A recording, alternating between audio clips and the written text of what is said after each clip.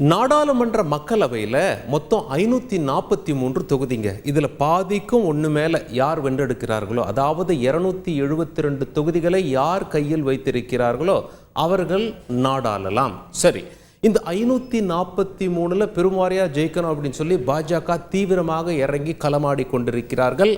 ஆனால் பாஜக மற்றும் பாஜக கூட்டணி ஒரு 3 தொகுதிகளில் மட்டும் களமாடவில்லை. அந்த 3 தொகுதிகள் எங்கே இருக்கிறது என தெரியுமா உங்களுக்கு? ஜம்மு அண்ட் காஷ்மீரில் இருப்பது குறிப்பிடத்தக்கது. இங்கே பாருங்கள், நீங்கள் அந்த மேப் பார்த்தீங்கன்னா 5 ஆண்டுகளுக்கு முன்பு ஜம்மு அண்ட் காஷ்மீர் அப்படி இருந்தது. ஆனால் 5 ஆண்டுகளுக்கு முன்பு, அதாவது 2019 ஒன்றாக இருந்த ஜம்மு அண்ட் காஷ்மீர் மாநிலம் பிரிக்கப்பட்டது யூனியன் பிரதேசங்களாக. எத்தனை யூனியன் பிரதேசங்களாக?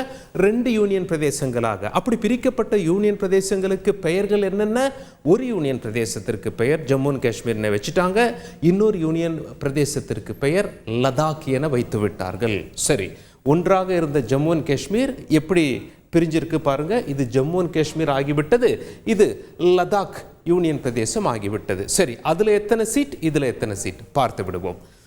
ஜம்மு அண்ட் காஷ்மீரில் 5 தொகுதிகள் தாங்க மொத்தமே இருக்கு. ஆனால் 5 தொகுதிகளுக்கு 5 கட்டத்தில் தேர்தல்.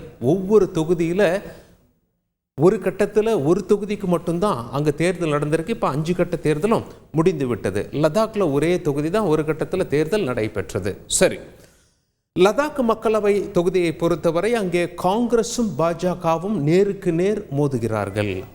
அது ஒரு பக்கம்.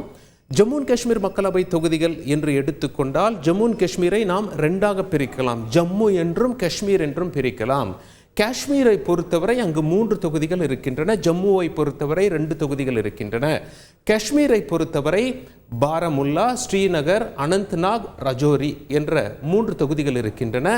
ஜம்மு பகுதியில் உதம்பூர், ஜம்மு என்ற 2 தொகுதிகள் இருக்கின்றன. பாஜக போட்டியிடாத தொகுதிகள் எது என்பதை நாம் பார்ப்போம். ஜம்மு பகுதியை பொறுத்தவரை இந்துக்கள் பெரும்பான்மையில் வசிக்கிறார்கள். எந்தெந்த தொகுதி? உதம்பூர், ஜம்மு. அதனால் அங்கே பாஜக களத்தில் நிற்கிறது, காங்கிரஸை நேராக எதிர்க்கிறது. காங்கிரஸுக்கு காஷ்மீர் பகுதியில் உள்ள மற்ற கட்சிகள்லாம் சப்போர்ட் செய்வது குறிப்பிடத்தக்கது. இது ஒரு பக்கம். காஷ்மீர் பக்கம் நாம் வந்தோம் அப்படின்னா அங்கே முஸ்லிம்கள் பெரும்பான்மையாக வசிக்கிறார்கள். 3 தொகுதி பாரமுல்லா, ஸ்ரீநகர், அனந்த்நாக், ரஜோரி. இங்கே பாஜக களமாடவில்லை, கூட்டணி கட்சிகளையும் களத்தில் இறக்கவில்லை. அங்கே உள்ள பிரதான 2 கட்சிகள் மோதிக்கொள்கின்றன. அந்த 2 கட்சியில் ஒரு கட்சியோட காங்கிரஸ் கூட்டணியில் இருக்கு. என்ன பிரதான 2 கட்சிகள்? மெஹபூபா முஃப்தினுடைய கட்சி ஒன்று, ஒமர் அப்துல்லாவுடைய கட்சி காங்கிரஸ் கூட்டணியில் இருக்கிறது. பாஜக இங்கே நேரடியாகவோ அல்லது கூட்டணி கட்சி மூலமாகவோ களத்தில் இல்லை என்பது குறிப்பிடத்தக்கது. மாறாக சின்ன சின்ன கட்சிகள் இருக்காங்க, அவங்களுக்கு மறைமுகமாக சப்போர்ட் செய்து வருகிறார்கள். காட்சிகள் இப்படி இருக்க, வாக்குப்பதிவு என்று எடுத்துக்கொண்டால் திருப்திகரமாக இருந்தது என தேர்தல் ஆணையம் குறிப்பிட்டிருந்தது நாம் கணக்கில் எடுத்துக்கொள்ள வேண்டும். தேர்தல் ஆணையம் என்ன சொல்கிறாங்க? முன்பு நடந்த தேர்தலெலாம் காட்டிலும் மக்கள் அதிக அளவில் வாக்களிச்சிருக்கிறது எங்களுக்கு ரொம்ப சந்தோஷமாக இருக்குது, திருப்தியாக இருக்கிறது. இதனால் அங்கு சட்டமன்ற தேர்தல்கள் விரைவில் நடக்க நாங்கள் அறிவிப்பு வெளியிடுவோம் அப்படின்னு சொல்கிறாங்க. சரி, இதெல்லாம் ஒரு பக்கம் சட்டமன்ற தேர்தல்னு சொல்கிறாங்களேன்னு சொல்லி செய்தியாளர்கள் அங்கே உள்ள மக்கள்கிட்ட கருத்து கேட்டாங்க. அவங்க என்ன சொல்கிறாங்க?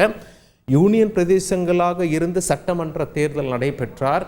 டெல்லியில் எப்படி ஆளுநருக்கும் முதலமைச்சருக்கும் மோதல் போக்கு இருக்கிறதோ, துணைநிலை ஆளுநருக்கும் முதல்வருக்கும், எப்படி புதுச்சேரியில் அதே மாதிரி மோதல் போக்கு இருக்கிறதோ, அதே போல யூனியன் பிரதேசங்களாகத்தான் லடாக்கும் சரி ஜம்மு அண்ட் காஷ்மீரும் சரி துணைநிலை ஆளுநருக்கும் அங்கே உள்ள ஆளும் கட்சிக்கும் முதலமைச்சருக்கும் மோதல் போக்கு இருக்கும். அதனால் யூனியன் பிரதேசங்களுக்கு எங்களுக்கு தேவையில்லை, மாநில அந்தஸ்து எங்களுக்கு தேவை. எப்படி டெல்லி மக்கள் மாநில அந்தஸ்து கேட்குறாங்களோ அதே போல் நாங்களும் மாநில அந்தஸ்தை எதிர்பார்க்கிறோம் சொல்லி அங்கே உள்ள மக்கள் செய்தியாளர்கிட்ட சொல்லியிருக்காங்க. காஷ்மீரில் நடந்த பிரச்சாரங்கள், வாக்குப்பதிவு காட்சிகளை பார்த்து விடுவோம்.